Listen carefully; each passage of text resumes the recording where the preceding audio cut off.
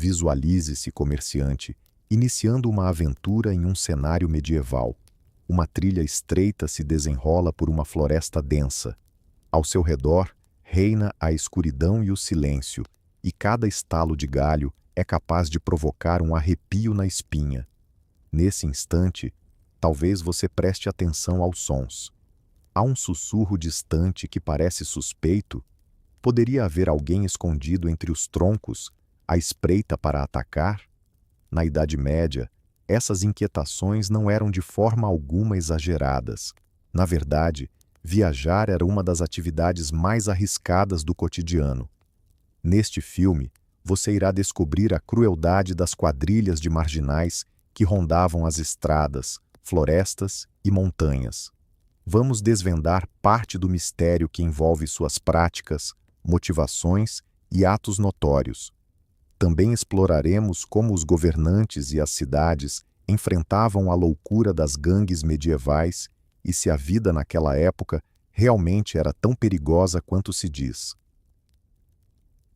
Em breve, revelaremos a verdade sobre os verdadeiros Robins Hood e os cavaleiros saqueadores, cujas atrocidades ficaram registradas na história. Prepare-se, pois nossa fascinante e, em certos momentos, surpreendente jornada pelo lado obscuro da Idade Média começa agora. Atenção! Este roteiro é elaborado para divulgação científica. Prepare-se para narrativas dramáticas e informações baseadas em documentos históricos, apresentadas de forma acessível, mas com respeito às fontes. Na Idade Média, as estradas eram notoriamente inseguras. A ausência de uma polícia profissional tornava as viagens arriscadas. As rotas cortavam florestas densas e vastas planícies desabitadas, e a manutenção da ordem pública dependia, em grande parte, da autoridade dos senhores feudais. Assim, viajantes abastados raramente se aventuravam sem uma escolta armada. Formavam-se grupos que viajavam em caravana, protegidos por guardas contratados, mas mesmo essa proteção muitas vezes se mostrava insuficiente. Os bandidos em várias regiões multiplicavam-se e se organizavam em bandos armados, tornando-se o terror local. Mas por que a Idade Média presenciava tantas gangues? Vários fatores contribuíam para isso. Primeiramente, não havia uma força policial fixa para garantir a ordem fora das cidades. As áreas rurais e estradas estavam sob a jurisdição da nobreza, mas nem todos os nobres possuíam os recursos ou a disposição para proteger adequadamente suas terras. Assim, em florestas isoladas, grupos de vagabundos podiam operar por longos períodos sem serem rapidamente detidos. Outro fator era a instabilidade política e os conflitos bélicos. Quando um país era abalado por disputas pelo trono ou guerras civis, a ordem pública frequentemente era deixada de lado. A nobreza resolvia suas rivalidades de poder e pequenos conflitos locais, enquanto na sombra dessas tempestades, os vagabundos prosperavam, vivendo seus melhores dias. Onde a lei era fraca, a anarquia se instalava. Por exemplo, no Reino da Boêmia, sob o governo do imperador Carlos IV, havia uma relativa paz, e as estradas eram mais seguras. Os cronistas da época afirmam que o renomado governante fortaleceu a ordem no reino e combateu com firmeza as pragas da terra, expressão utilizada para se referir a bandidos perigosos e rebeldes. No entanto, após a morte de Carlos em 1378, a situação se deteriorou. Seu filho, Venceslau IV, não era um governante tão eficaz. Era indeciso, impulsivo e se ocupava mais com suas paixões do que com a administração do país. Além disso, rapidamente se envolveu em conflitos com sua própria nobreza e com a Igreja. Na Boêmia e na Morávia, eclodiram longas guerras internas, conhecidas como as Guerras dos Margraves na Morávia, com disputas acirradas entre os nobres e o rei na Boêmia. Nobres rivais contratavam tropas armadas e atacavam mutuamente suas propriedades. Conforme narram os registros daquela época, o país enfrentava a fúria de grupos armados, os palácios eram invadidos e o sangue de inocentes escorria pela terra. No meio desse desatino, os criminosos prosperavam como nunca. Bandos imensos se formavam, alguns a serviço dos nobres, outros se dedicando ao roubo por conta própria. Até mesmo pequenos nobres viram uma chance para acertos de contas com a igreja ou vizinhos, muitas vezes se entregando à pura criminalidade. Em tempos assim, era comum a confusão entre guerra e pura bandidagem. Neste filme, você logo descobrirá que as gangues medievais eram compostas não apenas por ladroizinhos, mas também por cavaleiros rebeldes e mercenários em fuga. Contudo, antes de nos aprofundarmos em suas histórias, vamos nos deter um momento na poeirenta estrada de um comerciante medieval. Imagine-se um viajante sob o sol escaldante do sul, cercado por densas florestas, e, de repente, homens armados surgem dos arbustos, prontos para atacar. Em breve, falaremos sobre o que poderia ocorrer em tal situação e quais artimanhas os ladrões medievais usavam para despojar suas vítimas de bens, e muitas vezes, até de suas vidas. Ao se mencionar um ladrão da Idade Média, pode vir à mente a romântica figura de Robin Hood, que roubava dos ricos para ajudar os pobres. Contudo, a realidade era muito mais obscura. Os verdadeiros Robin Hoods não eram heróis nobres, mas frequentemente homens brutais em fuga da lei que sobreviviam de assaltos, extorsões e assassinatos. De acordo com documentos judiciais e crônicas preservadas, muitas vezes tratava-se de grupos implacáveis que não hesitavam em derramar sangue inocente para se enriquecer. Embora em algumas situações os ladrões contassem com o apoio silencioso da população local, como quando atacavam os odiados representantes reais ou comerciantes estrangeiros, a compaixão por eles era rara. O advogado e historiador inglês Luke Owen Pike capturou essa realidade com precisão. Estudando a história das gangues medievais, ele notou que homens e mulheres eram sequestrados. O resgate era solicitado sob ameaça de morte, e aqueles que pagavam eram considerados sortudos se escapassem sem algum tipo de mutilação. Você leu corretamente. Mesmo após o pagamento, a vítima poderia sofrer mutilações brutais, como a perda de um dedo ou uma orelha, ou até coisas piores, apenas por maldade ou para servir de aviso aos outros. Fontes medievais documentaram casos de bandidos organizados que superavam até as mais selvagens lendas. Por exemplo, no século XIV, havia na Inglaterra uma gangue liderada por um homem conhecido como Adam, o leproso. Sabemos pouco sobre ele, exceto pelos seus atos, que estão meticulosamente registrados nos documentos daquela época. A gangue de Adam não temia os muros das cidades, não se escondia apenas nas florestas, mas também saqueava diretamente os centros urbanos. Eles aguardavam até que a cidade realizasse uma feira ou mercado. Quando os cidadãos estavam absorvidos nas compras, os ladrões invadiam casas desocupadas, levavam joias e, ao sair, incendiavam os telhados. Quando os moradores tentavam salvar suas propriedades em chamas, os bandidos desapareciam na floresta com o saque. Essa gangue não hesitava em sequestrar pessoas ricas para pedir resgates. Diferente do idealizado Robin Hood, esses prisioneiros não eram tratados com clemência. Segundo uma crônica, homens e mulheres eram capturados e o resgate era exigido sob a ameaça de morte.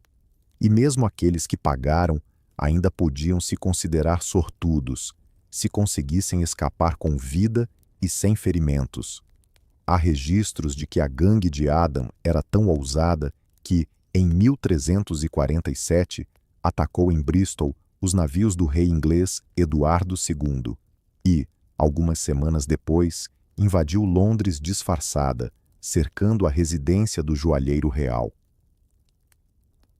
Eles exigiram a entrega das joias preciosas, e quando o joalheiro se negou, os criminosos simplesmente atearam fogo à sua casa e levaram as joias à força.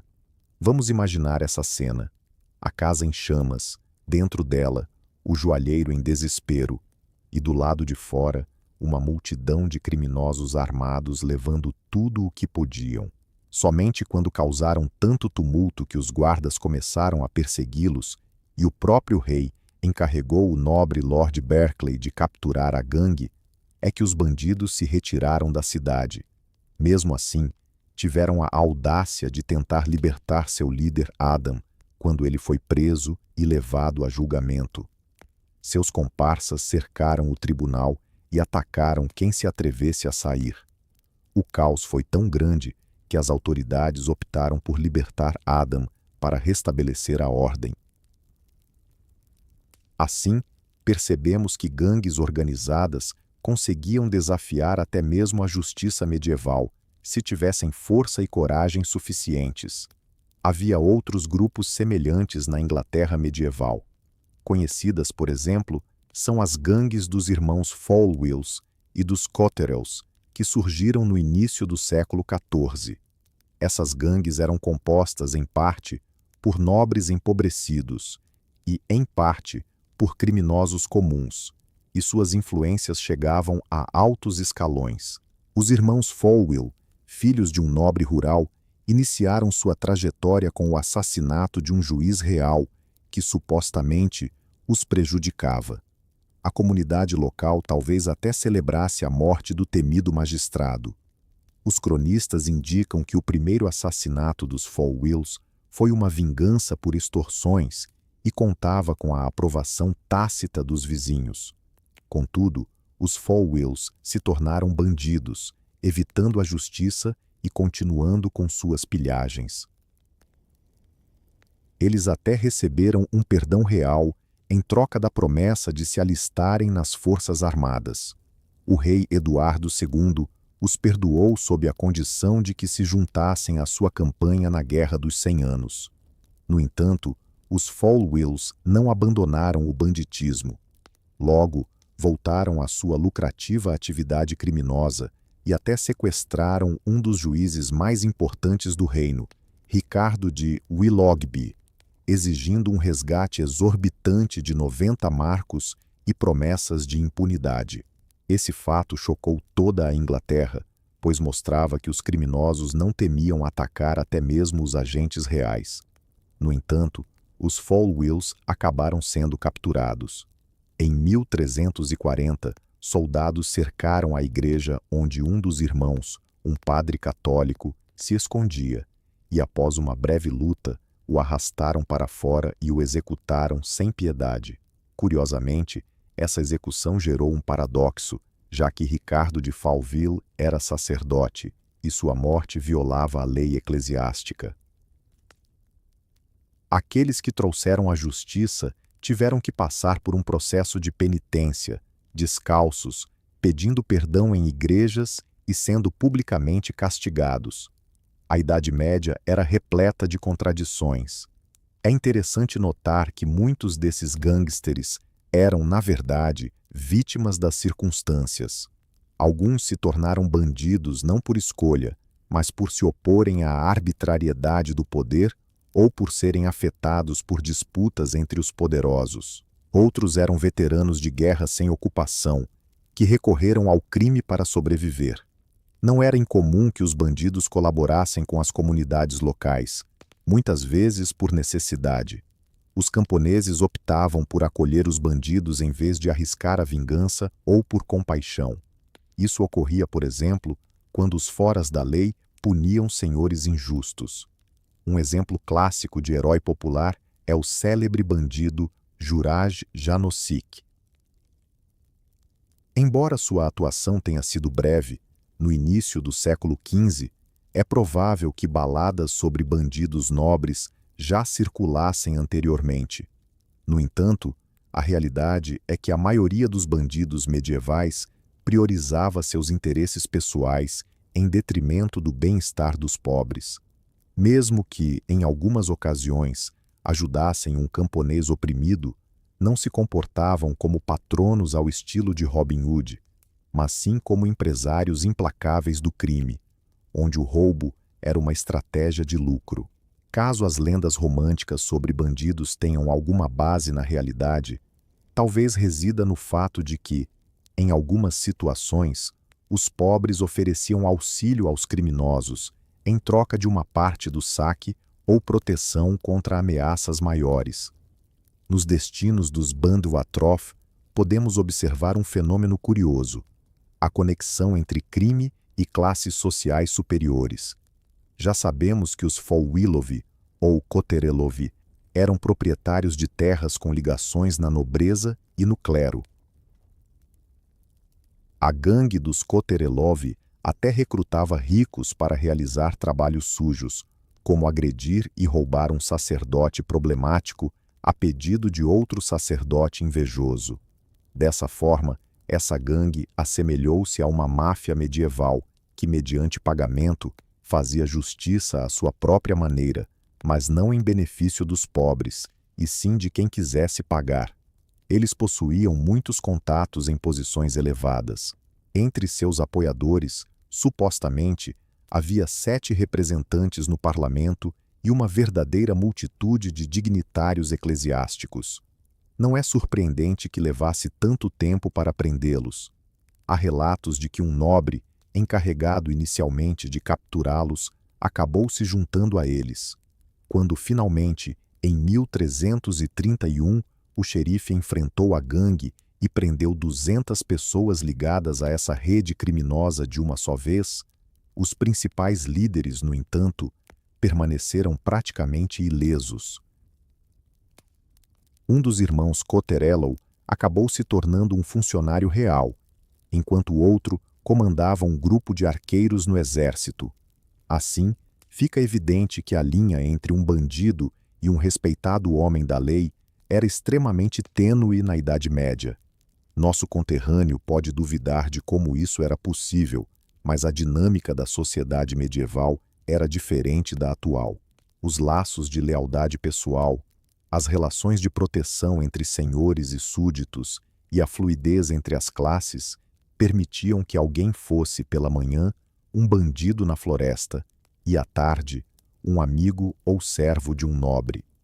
Em breve, veremos que alguns nobres até se envolviam em assaltos e roubos, pois nem todos os cavaleiros de armaduras reluzentes se preocupavam com honra e justiça. Portanto, vamos explorar outro tipo de gangue medieval: os cavaleiros saqueadores, bandidos aristocráticos que uniam o título de nobreza a uma vida de crime.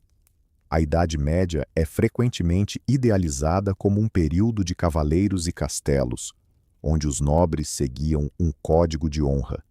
No entanto, a realidade também trazia seu lado obscuro. Os cavaleiros saqueadores não são apenas um conto de fadas dos castelos tchecos, mas um fenômeno muito real. Vários membros da nobreza menor ou senhores empobrecidos acabaram se envolvendo com o crime, seja por circunstâncias adversas ou pura ganância. Imagine um castelo situado em uma rota comercial. Seu proprietário, um pequeno nobre, com tesouraria vazia, em vez de proteger os comerciantes, começa a atacá-los, cobrando impostos ilegais, roubando mercadorias e sequestrando burgueses abastados para resgates. Dessa forma, o cavaleiro se tornava, na terminologia da época, um parasita da terra, uma praga que atormentava o solo. Esse termo era frequentemente encontrado em livros de terras e crônicas, designando os nobres rebeldes que ameaçavam a paz e infligiam violência sobre os súditos. A tradição nos deixou a expressão Raubis, originária do alemão Raubritter, que se traduz literalmente como cavaleiro ladrão. Naquele tempo, essa palavra era usada com desprezo para descrever aqueles cavaleiros que traíram sua classe, tornando-se meros ladrões de sangue nobre. Uma das narrativas mais conhecidas sobre um cavaleiro ladrão na Boêmia é a de Mikuláš de Stein. Ele pertencia a uma antiga linhagem dos Drzeslavícios e ocupava o castelo de Podstein, nas Montanhas Orlicas, no início do século XIV. Longe de ser um simples miserável vivendo em uma cabana na floresta, sua família tinha grande importância e a coroa real confiou a eles a proteção da fronteira oriental da Boêmia. No entanto, o destino foi implacável com Mikuláš. Seu pai foi assassinado em Praga durante os tumultos de 1312, provavelmente a mando de um burguês rico, cujos planos o nobre havia frustrado. O jovem Mikuláš jurou vingar a morte do pai e realmente assassinou esse burguês, Peregrin Puš. Por essa sangrenta vingança, foi preso, mas amigos influentes e talvez um suborno generoso rapidamente restauraram sua liberdade. O rei João Luxemburguês o perdoou pelo crime, sob a condição de que ele realizasse uma peregrinação de penitência a Roma. Contudo, Mikuláš se sentiu desonrado e, ao invés de ir para a Itália, retornou ao castelo de Podstein, repleto de ira e desejo de vingança. Reuniu um grupo armado de vilões e se rebelou abertamente contra o rei, declarando guerra à coroa, atacando caravanas comerciais, saqueando propriedades leais ao rei e realizando incursões em terras vizinhas. Há relatos de que ele chegou a invadir a Morávia. Mikuláš tornou-se uma praga temida, e seu nome era pronunciado com temor por comerciantes e camponeses. O rei João tentou inicialmente convencê-lo a se comportar de maneira razoável, mas sem sucesso.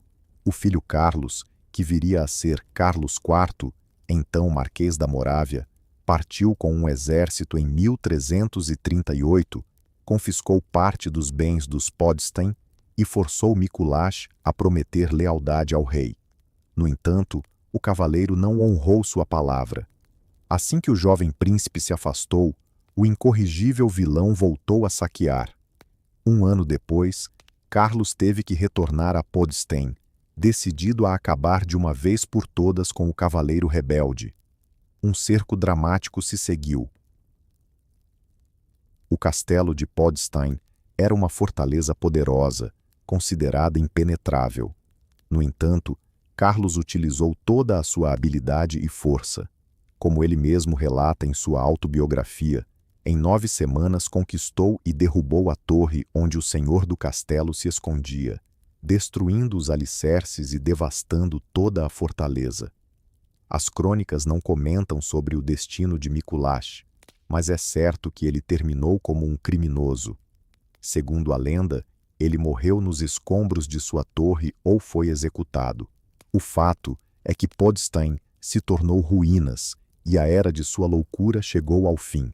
Entretanto, as histórias dos cavaleiros ladrões não se encerraram ali. Ao contrário, no século XIV, eles se multiplicaram. Destinos semelhantes podem ser encontrados em diversas partes da Europa. Na Alemanha, uma verdadeira legião de cavaleiros vilões ganhou notoriedade, aterrorizando as rotas comerciais e escapando da autoridade imperial, especialmente em épocas em que o império carecia de um governante forte. Após o ano de 1250, durante o período conhecido como o Grande Sem Rei, muitos senhores de castelos perceberam que podiam recuperar suas perdas de guerra atacando comerciantes. A tradição daquele tempo retrata vários cavaleiros alemães como bandidos que mantinham salas de tortura em suas masmorras para os comerciantes capturados e desafiavam a lei. Um dos mais notórios foi Apelinis Geiling, o pavor de Nuremberg no século XIV. Esse vilão nobre é envolto em histórias lendárias. Dizem que ele conseguiu escapar de uma execução de forma milagrosa, pulando do muro para o rio em seu cavalo, ou pelo menos é assim que a lenda popular narra. Historicamente, sabemos que ele saqueou nas proximidades de Nuremberg, foi capturado e, em 1381, acabou executado por desmembramento. Sua audaciosa fuga a cavalo é, na verdade, provavelmente uma invenção. mas ilustra bem como esses heróis da destruição entraram para a cultura popular. Os cavaleiros saqueadores rapidamente se tornaram especialistas no crime. Um exemplo notável é Geze de Berlichingen, um cavaleiro alemão na transição do século X para o XV. Embora este período já corresponda ao final da Idade Média, Geze, conhecido como a Mão de Ferro por causa de sua prótese de aço, exemplifica um feudal que viveu à margem da lei. Desde jovem, ele se dedicou à vida de cavaleiro saqueador e, em apenas um ano, já era considerado o terror da Suábia.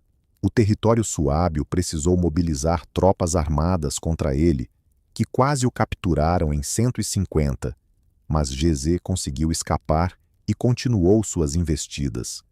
Ele atacava comerciantes abastados e não hesitava em saquear sempre que tinha a oportunidade. Eventualmente, a Liga Suábia, uma aliança de cidades e príncipes que, entre os séculos X e XV, fez valer a lei em suas próprias mãos e erradicou sem piedade os castelos dos cavaleiros saqueadores, conseguiu alcançá-lo. Embora Geze tenha sobrevivido, mais tarde se envolveu na Guerra Camponesa Alemã e ficou famoso por sua resposta grosseira ao imperador, a qual não citaremos aqui. Ele viveu como um fora da lei, limitado pelos novos regulamentos. Sua trajetória evidencia que, com a chegada da modernidade, a tolerância em relação a esses aristocráticos gangsteres diminuiu. Os cavaleiros saqueadores eram perigosos porque possuíam castelos, recursos e uma certa legitimidade em suas posições. Por muitos anos, conseguiram evitar a punição, pois antes que alguém decidisse sitiar seus castelos, podiam se esquivar por meio de guerras privadas ou disputas de herança. Porém, eram os camponeses que mais padeciam com sua brutalidade. Vilarejos saqueados, moinhos em chamas, parentes sequestrados. Essa era a realidade nas terras onde um saqueador atuava. Os camponeses frequentemente clamavam por justiça, mas não podiam agir sozinhos. Geralmente, a ajuda só surgia quando as potências se uniam, como as cidades interessadas em um comércio seguro, e intervinham coletivamente. A história registra casos em que associações de cidades ofereciam recompensas por cabeças de cavaleiros saqueadores ou até contratavam mercenários para tomar de assalto os perigosos castelos. Contudo, antes que isso acontecesse, essa gangue de cavaleiros podia aterrorizar a região por anos a fio. Nesse ponto, surge a pergunta: qual é a diferença entre um cavaleiro saqueador e um simples bandido? Essencialmente, apenas a posição. Os métodos eram muitas vezes semelhantes: assaltos, extorsões e violência. Entretanto, o cavaleiro geralmente contava com melhores armamentos e o respaldo de um castelo ou fortaleza. Às vezes, também carregava consigo a sensação de que tinha o direito de saquear, por exemplo, quando se sentia injustiçado, como Nicolau de Staina, em busca de vingança por seu pai, ou quando considerava que não lhe pagavam dívidas. No fim das contas, tratava-se de uma tentativa de justificar o crime. De fato, Nicolai de Staina provavelmente acreditava que estava lutando contra as injustiças do rei, o que o levou a se tornar tanto um rebelde quanto um vilão. Os cavaleiros de Grabieste foram uma presença sombria durante a maior parte da Idade Média. Seus castelos se erguiam ao longo das rotas como lembranças ameaçadoras de que nem todo leão ou águia heráldica em um brasão representava virtude. Em breve, exploraremos outro grupo que semeou terror pela Europa medieval. Uma gangue de mercenários, veteranos de guerra que viam a paz não como um fim para os conflitos, mas como uma chance de lucrar com saques. A Idade Média foi marcada por guerras constantes, e onde havia conflito, surgiam os guerreiros profissionais, os mercenários. Essas pessoas eram especialistas em um único ofício: a luta. Quando a guerra cessava e o Senhor não mais os requeria, muitos deles não desejavam retornar ao trabalho agrícola ou a outras profissões. Primeiramente, muitos não tinham habilidades para tais atividades. Em segundo lugar, a vida de soldado oferecia a oportunidade de enriquecer rapidamente através do saque. Assim, surgiu o fenômeno das bandas de mercenários, os chamados vilões de guerra, segundo os autores da época. Milhares de homens armados se viam repentinamente sem um senhor, mas com a espada em mãos. E o mundo ao seu redor estava repleto de alvos desprotegidos. Não é surpreendente que começassem a se organizar, oferecendo seus serviços a quem pagasse ou simplesmente tomando à força o que precisavam. A era mais notória dessas bandas de mercenários ocorreu na segunda metade do século XIV, especialmente na França, após a assinatura do armistício da Guerra dos 100 Anos. Em 1360, a loucura entre Inglaterra e França cessou temporariamente. No entanto, milhares de soldados de ambos os lados ficaram sem trabalho. Os reis muitas vezes não conseguiam pagar a lealdade em tempos de paz. Assim, esses veteranos se uniram em grandes companhias, chamadas Grande Compagnie, que vagavam pelo país, sustentando-se do que saqueavam. Os cronistas franceses da época falavam deles com terror. A terra parecia uma casa sem portas, e as bandas livres saqueavam tudo o que podiam. Elas não se detinham em nada. Assolavam vilarejos, roubavam mosteiros e extorquiam tributos das cidades. Por exemplo, uma notória grande companhia liderada pelo capitão Cega de Baie-de-Fall ousou atacar até uma igreja. Em 1361, cercaram a cidade papal de Avignon, levando o Papa a pagar um resgate exorbitante para que se retirassem. Um dos grupos de mercenários se autodenominava Tardi Venus, que em latim significa Vênus tardia, uma referência irônica aos que preferiam os prazeres do saque ao amor. Onde quer que iam, o medo os precedia. As fontes da época relatam que os camponeses fugiam ao ouvir notícias sobre a aproximação da companhia, e quando não conseguiam escapar, enfrentavam um destino cruel: cabanas queimadas, mulheres violentadas, homens espancados. Algumas vítimas, talvez, tiveram um fim ainda mais terrível, pois os mercenários frequentemente exibiam suas crueldades para espalhar o pavor. Cabeças decapitadas ou enforcadas ao longo das estradas eram comuns no século XIV, servindo como uma mensagem sombria. Por ali passou a Grande Companhia, e aqueles que não obedeciam enfrentavam essa trágica sorte. E isso não se limitava apenas à França. A Itália também sofria os ataques das bandas de mercenários, conhecidos como condottieri. Originalmente, o termo referia-se mais aos comandantes contratados, mas também englobava seus exércitos. As cidades-estado italianas os contratavam para conflitos mútuos. Contudo, os condottieri às vezes escapavam do controle.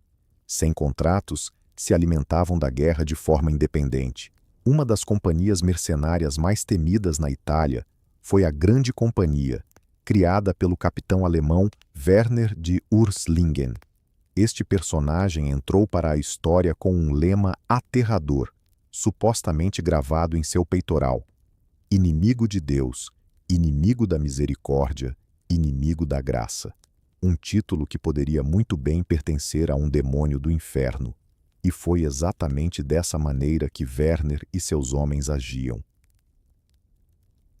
Na década de 40 do século XIV, eles perambulavam pela Itália, saqueando regiões como Úmbria e Toscana.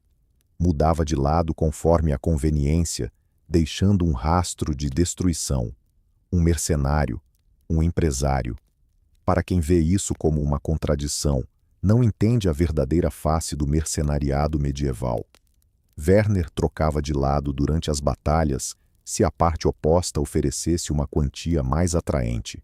Quando a cidade de Bolonha lhe pagou uma exorbitância para proteger seu território, ele aceitou, mas logo foi subornado pelos inimigos e, em vez de defendê-la, começou a saquear Bolonha. Seus soldados devastaram a cidade de Anagni, e apenas uma epidemia de peste os forçou a recuar.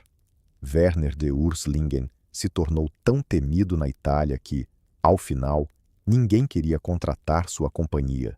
Todos o detestavam. Ao falecer em 1354, deixou para trás a lenda do cavaleiro demoníaco. E a inscrição "Inimigo de Deus" em sua armadura, verdadeira ou levemente embelezada, reflete bem a implacabilidade e a impiedade de sua crueldade. Esses mercenários eram, sem dúvida, elementos semelhantes à guerra que também apareceram em outras partes da Europa. Na Alemanha, grupos errantes de Landsknechts surgiram apenas no final do século XV. Porém, na Europa Central, já vivenciamos algo semelhante antes. Após as guerras russitas, que abalaram as terras tchecas entre 1419 e 1436, muitos guerrilheiros ficaram sem senhor. Alguns dos radicais combatentes russitas se negaram a depor as armas mesmo após o término do conflito.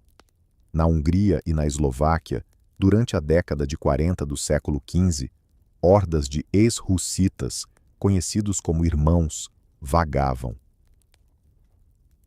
Inicialmente, foram contratados pela viúva de Sigismundo da Boêmia, a rainha Elizabeth, para defender os direitos de seu filho, o governante, mas rapidamente saíram do controle. Relatos de cronistas húngaros descrevem esses guerreiros tchecos, sem lar, que devastaram a terra com fogo e espada. Muitos castelos na Eslováquia foram ocupados pelos irmãos, transformando-se em centros de saques nas redondezas. Somente na década de 50, o enérgico jovem rei Mateus Corvino, que havia sido treinado em batalhas contra os hussitas, conseguiu dispersar essas bandos mercenários. A maioria se juntou a algum exército oficial ou pereceu. Aqui, novamente, percebemos um padrão. Quando uma grande guerra termina, frequentemente surge uma pequena guerra privada entre aqueles que se recusam a depor as armas. Os bandos de mercenários eram frequentemente numerosos, às vezes contando com centenas, outras vezes milhares de pessoas. Para se ter uma ideia, cidades daquela época tinham apenas alguns milhares de habitantes. Então, tal bando representava um exército considerável. As pessoas comuns não tinham poder para se defender deles. Quando se aproximavam, geralmente não havia outra alternativa a não ser esconder seus bens, se esconder ou pagar um tributo para que o grupo seguisse em frente. Algumas fontes indicam que as cidades compravam sua segurança, optando por pagar aos mercenários em vez de arriscar um ataque. Assim, surgiu um sistema de extorsão, um gangsterismo elevado à estratégia, onde o criminoso oferece proteção em troca de pagamento.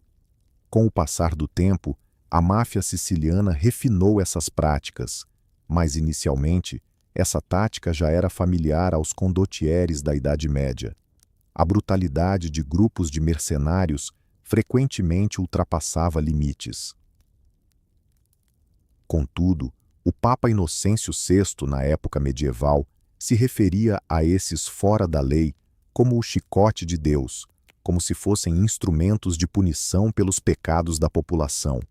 A loucura deles era vista como um castigo divino, uma vez que a destruição que deixavam em seu rastro lembrava cenários apocalípticos.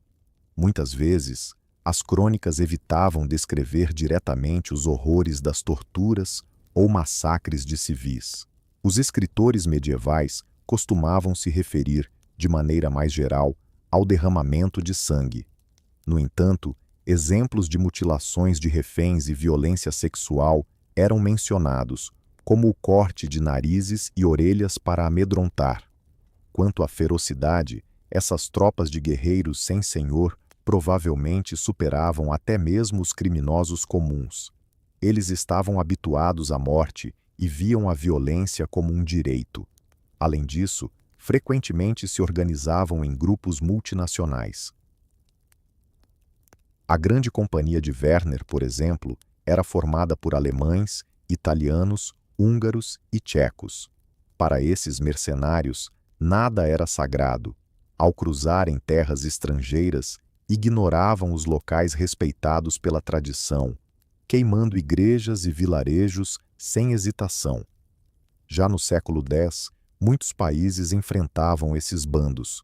Um exemplo são as guerras Kalmarskié na Escandinávia, onde havia uma quantidade significativa de vagantes, ex-soldados que, após o término dos conflitos, seguiam sua própria jornada. Nas terras tchecas, após as guerras hussitas, até mesmo alguns combatentes radicais se tornaram líderes de saques antes de serem capturados. Há relatos de que o jovem Jan Žižka de Trocnov, antes de ganhar notoriedade como líder, passou um tempo entre bandidos. Registros indicam que, em 1409, ele foi preso com uma gangue e levado a julgamento, mas o rei o absolveu a pedido de um nobre.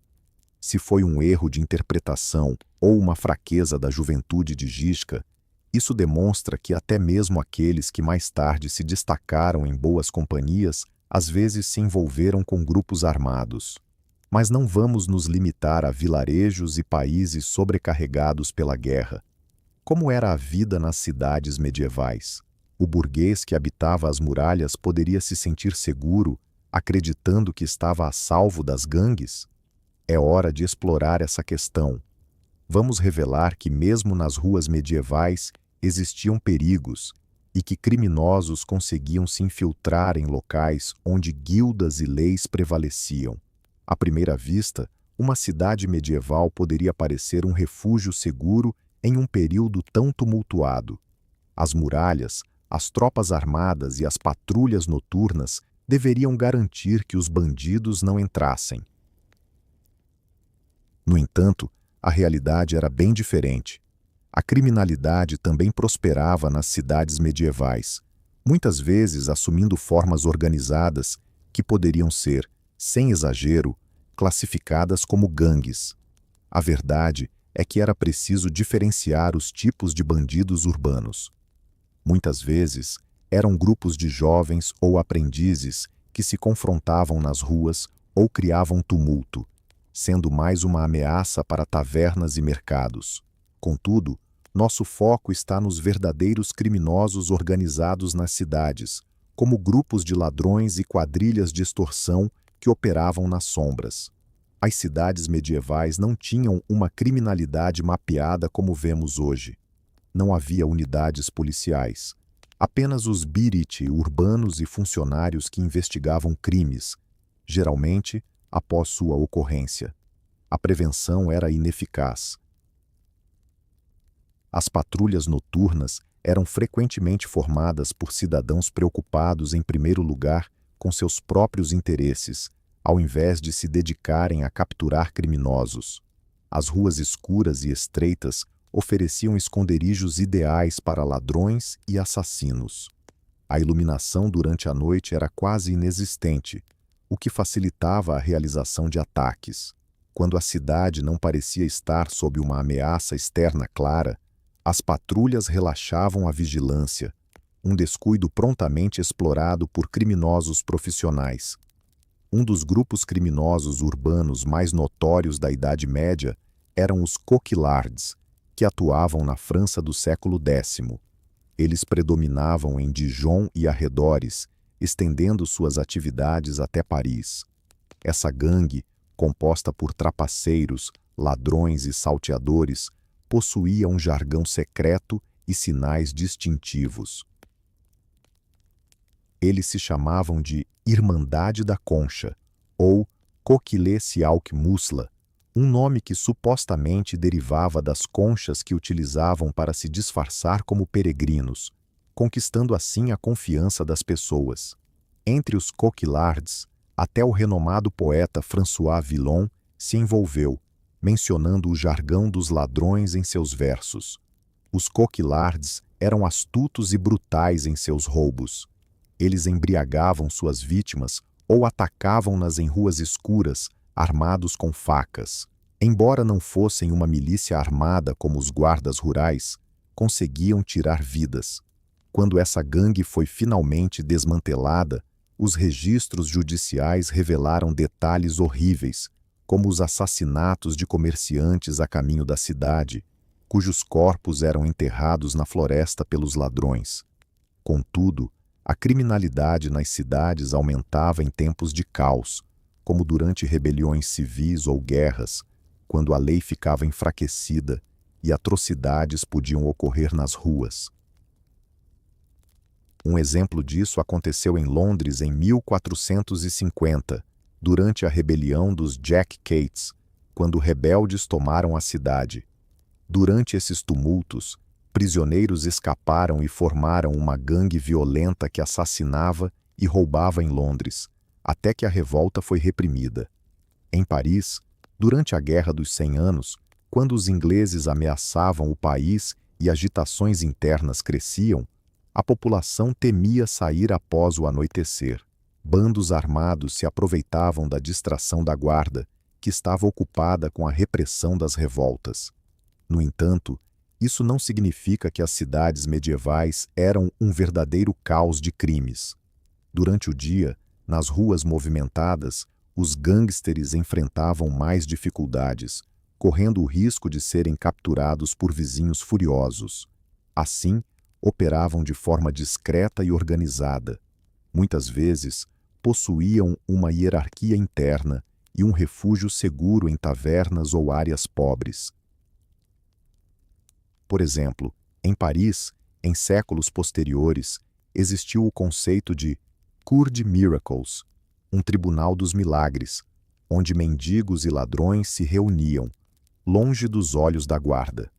Na Idade Média, é provável que já existissem bases semelhantes de gangues urbanas, onde escondiam mercadorias e planejavam seus atos.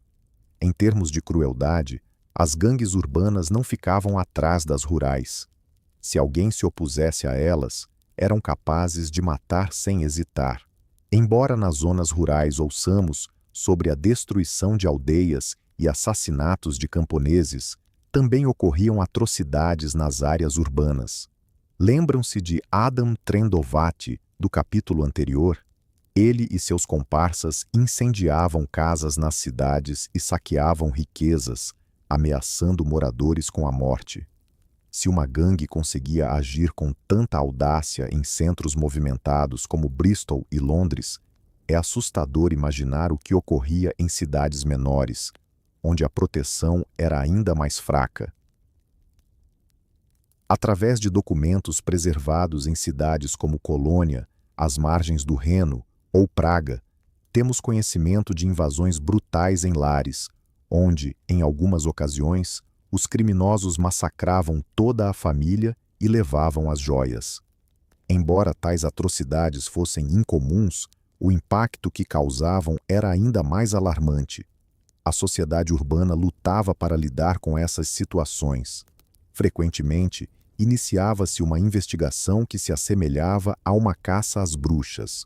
Qualquer suspeito poderia ser submetido a torturas na tentativa de descobrir quem havia cometido o horrendo crime.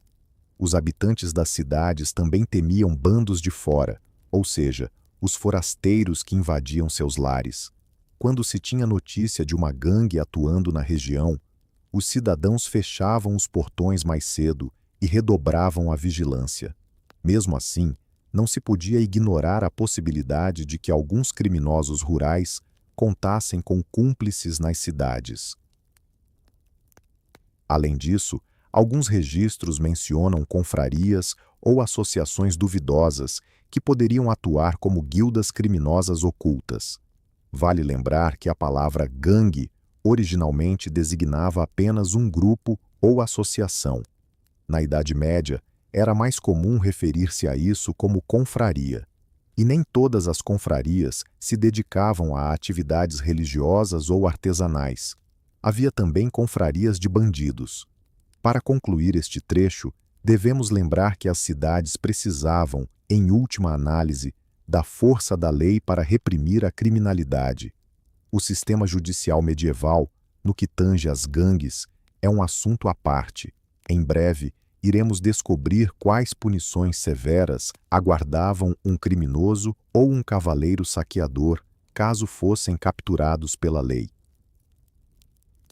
Veremos que a Idade Média era marcada não apenas por criminosos impiedosos, mas também por punições igualmente cruéis, e que a justiça daquele tempo definitivamente não era misericordiosa.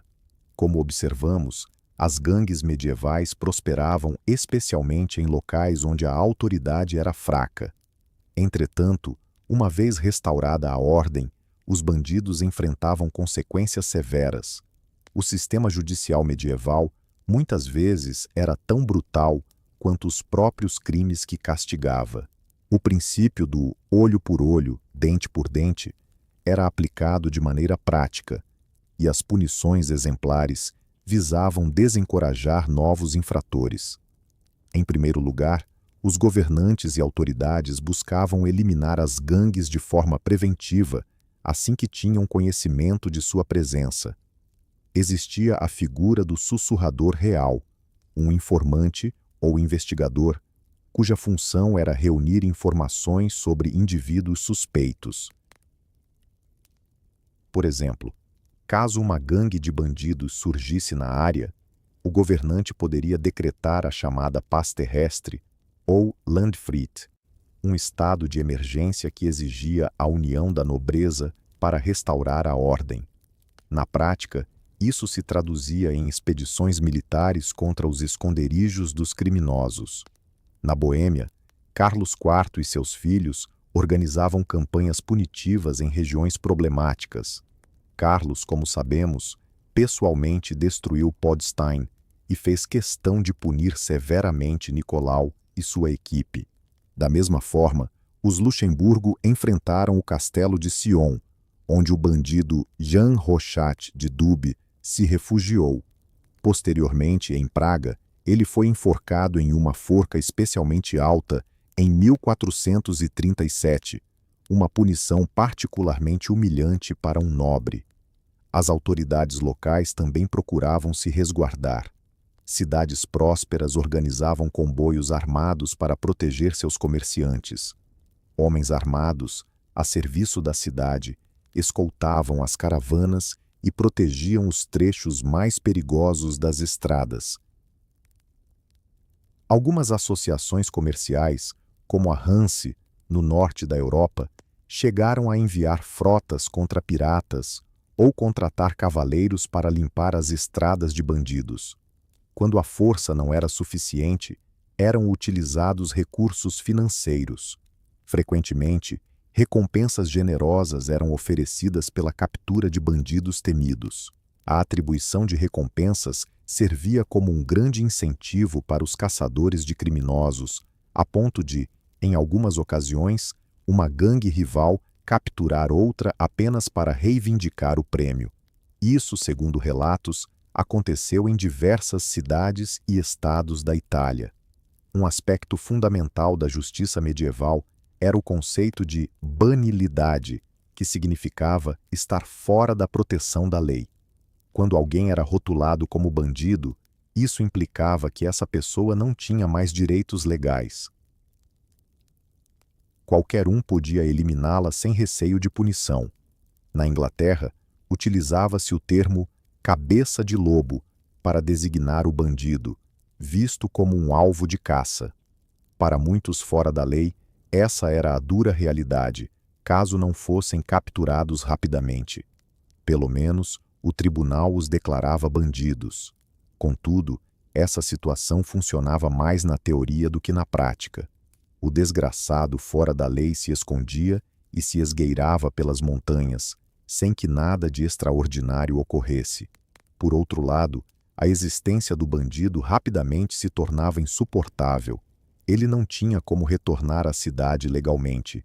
Qualquer ajuda que recebesse colocaria a pessoa que ajudasse em risco de punição. Teoricamente, um bandido deveria acabar morrendo de fome ou ser levado a atos desesperados, resultando em sua captura. Não eram poucos os bandidos famosos que foram oficialmente condenados.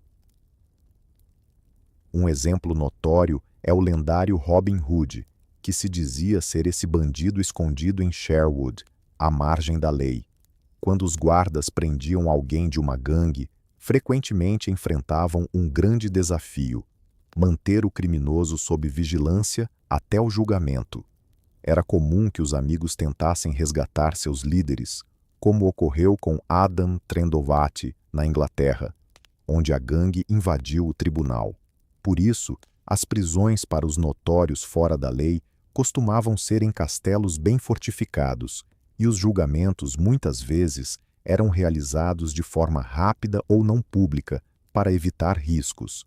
Era prática comum emitir um veredicto imediato após a captura, semelhante a um tribunal militar. Por exemplo, na Alemanha, caçadores de bandidos frequentemente enforcavam o criminoso na árvore mais próxima logo após a captura, antes que houvesse chance de fuga.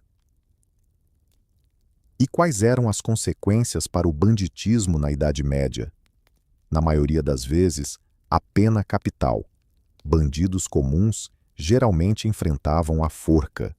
O patíbulo estava frequentemente situado em uma colina à beira da estrada, de modo que os corpos pendurados ficassem visíveis a todos, servindo como um aviso para possíveis infratores. Muitas vezes, os enforcados permaneciam expostos até a decomposição, tornando o lugar verdadeiramente aterrador. Nessa região, conhecemos as colinas como Montanha da Forca ou Justiça, nomes que perduraram até os dias atuais. Para crimes mais graves, especialmente assassinatos, a pena de quebra na roda era aplicada. Essa era uma execução extremamente cruel, onde o condenado era amarrado e seus membros eram quebrados com uma barra de ferro. Ao final, ou o matava com um golpe no peito, ou o deixava morrer em agonia. O corpo, então, era exibido em uma roda elevada como um aviso. Essa forma de pena era comum, especialmente na Alemanha e na França. Na Tchequia, a quebra na roda também acontecia, embora a forca fosse mais utilizada. A roda foi mais empregada em épocas mais recentes. No caso de cavaleiros ou nobres rebeldes, o tratamento poderia ser diferente. Eles tinham a opção de prisão ou exílio, se seus senhores quisessem uma solução mais elegante. Contudo, muitas vezes, um bandido nato terminava sob o fio da espada do carrasco. Um exemplo é Jan Zoula Zostrzetka, um cavaleiro pirata tcheco e ex-aliado do rei Venceslau IV, que foi capturado e executado em Praga em 1404. Ele se tornou um dos primeiros a ser publicamente esquartejado nas terras tchecas, evidenciando a intenção do poder em estabelecer uma punição exemplar e intimidante. Enquanto isso, os nobres de alta estirpe tinham o privilégio de serem decapitados, o que era visto como uma morte mais digna em comparação à forca. No entanto, nem sempre a escolha recaía sobre a crueldade, como demonstrou o caso de Jan Zula.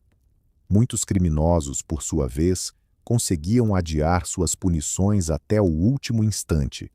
Alguns fugiam para o exterior, onde a justiça de seu país não os alcançava. Outros buscavam proteção em asilos religiosos. Na Idade Média, existia o direito ao asilo. Então, ao chegar à igreja e agarrar-se ao altar, o guarda não podia removê-lo à força. Ele tinha a oportunidade de confessar seus pecados e, posteriormente, ser condenado ao exílio, muitas vezes como parte de uma peregrinação de penitência. Alguns delinquentes se aproveitavam dessa situação e se escondiam nas igrejas por meses, aguardando a tempestade passar. Contudo, mesmo o asilo religioso tinha suas limitações. Assim que o criminoso se aventurava para fora, a forca frequentemente o aguardava. A lei também se esforçava para punir aqueles que davam suporte aos criminosos como os nobres que os protegiam. No entanto, como se observou na Morávia após Carlos IV, era raro que os nobres enfrentassem punições severas. O máximo que enfrentavam era uma multa ou o afastamento de seus servos criminosos. Já o simples bandido geralmente acabava com a corda no pescoço. A própria igreja buscava penas mais brandas, oferecendo perdão aos criminosos que se entregassem, como ao ingressar em um mosteiro. Há registros de pequenos infratores que se tornavam irmãos leigos em mosteiros para escapar da pena de morte, mas esses casos eram exceções. Portanto, o sistema judicial medieval também era bastante sanguinário. Os corpos enforcados ao longo das estradas e os castelos em ruínas dos cavaleiros ladrões deixavam claro que a ordem e a lei prevaleceriam. Essa situação, porém, dependia da força das autoridades. Onde havia instituições sólidas, como o poder da cidade e da Igreja Unida, a criminalidade era controlada. Em contrapartida, onde havia desunião, surgiam as gangues e a luta tornava-se ainda mais feroz. Um marco dessa transição foi o fim da Idade Média e o início da modernidade. Desde o século X, começaram a surgir forças terrestres e patrulhas que atuavam de maneira mais sistemática no combate ao crime. Surgiram os primeiros destacamentos armados permanentes, financiados pelo Estado, que podem ser vistos como os embriões da polícia moderna. O direito internacional também começou a se desenvolver, tornando mais difícil para os criminosos fugitivos encontrarem abrigo além das fronteiras, uma vez que governantes vizinhos começaram a trocar prisioneiros. É claro que o banditismo não desapareceu completamente. Nos séculos XV e XVI, ainda encontramos notórios malfeitores, ladrões, piratas e outros. Entretanto, os tempos das gangues medievais estavam gradualmente chegando ao fim. O fortalecimento do poder estatal fez com que se percebesse que estradas seguras e segurança jurídica eram fundamentais para o funcionamento do país, e os governantes absolutistas modernos já não estavam dispostos a tolerar a concorrência na violência. As narrativas sobre gangues medievais repletas de crueldade podem nos causar espanto e repulsa. É difícil imaginar a dura realidade que nossos antepassados viviam e as atrocidades que podiam infligir uns aos outros. O homem contemporâneo pode se questionar se as pessoas na Idade Média eram mais cruéis do que nós. Talvez não por natureza, mas as circunstâncias da vida, como a pobreza, a incerteza e a falta de leis, frequentemente faziam com que os limites da compaixão se deslocassem. Quando a sobrevivência era uma luta diária, a vida do outro poderia parecer menos valiosa. Assim nasceram os destemidos, que não hesitavam em atacar um viajante e roubar até o que ele tinha de mais precioso. Do outro lado, estavam aqueles que aplicavam punições severas como um aviso. Contudo, é possível traçar paralelos com o presente. O crime organizado não desapareceu, apenas evoluiu. Em vez de bandidos escondidos nas florestas, temos máfias contemporâneas, e ao invés de cavaleiros predadores ou líderes de milícias em áreas conflituosas, a dinâmica do poder se mantém a mesma. Quando a força do Estado e a ordem se tornam frágeis, novos parasitas aparecem. Observamos isso no século XX, em nações devastadas por conflitos, onde gangues e chefes locais tiranizavam a população, assim como os bandidos da Idade Média. Felizmente, na maior parte do mundo atual, a polícia e o sistema judiciário funcionam, permitindo que possamos viajar de cidade em cidade com nossas mercadorias sem receio. É um alívio saber que hoje, ao pegarmos a estrada, raramente precisamos nos preocupar com o ataque de uma gangue armada. A Idade Média, portanto, se destaca como um contraste. Percebemos o valor da vida em um tempo em que o monopólio da violência é detido pelo Estado e não por senhores autoproclamados das florestas. No entanto, a Idade Média também nos influencia com suas histórias de bandidos e cavaleiros malfeitores. As narrativas de Robin Hood, Jano Sik e de diversos heróis lutando contra essa opressão continuam a ganhar vida na literatura e no cinema. Essas lendas suavizam os contornos da crueldade e transformam bandidos brutais em heróis carismáticos em busca de justiça. É compreensível. As pessoas sempre quiseram acreditar que, mesmo entre os criminosos, poderia haver honra e bondade. Contudo, a realidade histórica nos ensina que a maioria dessas figuras era a exceção. Para cada bandido nobre, encontramos inúmeras histórias de aqueles que apenas roubavam e matavam de forma egoísta. A aura romântica se formou ao redor deles nas narrativas e canções. Muitas vezes, quando os testemunhos diretos já não existiam e o perigo tinha se dissipado, os bandidos se tornaram parte da memória cultural como símbolos de resistência contra a injustiça, mesmo que frequentemente cometessem injustiças por si mesmos. O que então podemos aprender com as histórias de gangues medievais para os dias atuais? Que a lei e a justiça são conquistas a serem preservadas, que a paz nas ruas e a segurança nas estradas são valores que devemos aos séculos de progresso, além de servirem como um alerta. Quando a sociedade desmorona e as leis se desfazem, o mundo pode rapidamente retornar ao domínio da força bruta, onde a lei é a do mais forte. A delicada camada da civilização pode se romper, e mesmo hoje, haveria quem empunhasse armas e saqueasse se soubesse que escaparia da punição. Ao mesmo tempo, essas histórias são educativas por mostrarem que, mesmo nos períodos mais sombrios, houve quem lutasse contra o crime e tentasse restaurar a ordem.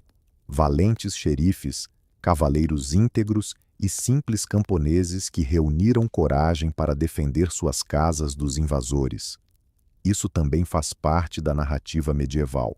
A escuridão do crime despertou a luz da justiça, e hoje, à distância, podemos homenagear aqueles que, em tempos perigosos, arriscaram suas vidas para proteger os outros das gangues. Ao final da nossa jornada pelo submundo medieval, talvez você sinta um alívio ao perceber que o mundo atual, apesar de suas falhas, é consideravelmente mais seguro. Hoje, já não precisamos temer que, em nossas aldeias, um grupo de cavaleiros desonestos ou uma gangue tome conta da situação. As gangues medievais pertencem ao passado, mas de maneira intrigante, sombria e educativa. Suas narrativas nos lembram de nossas origens como sociedade e da importância de respeitarmos a lei e a ordem. Agradeço pela sua atenção e por terem assistido até o final. Se você gostou do vídeo, não se esqueça de deixar seu like e compartilhá-lo com os amigos. Também adoraria saber suas opiniões e o que mais os impressionou sobre os bandidos medievais. Desejo a todos um dia maravilhoso e espero que possamos nos encontrar novamente em mais uma jornada pela história. M.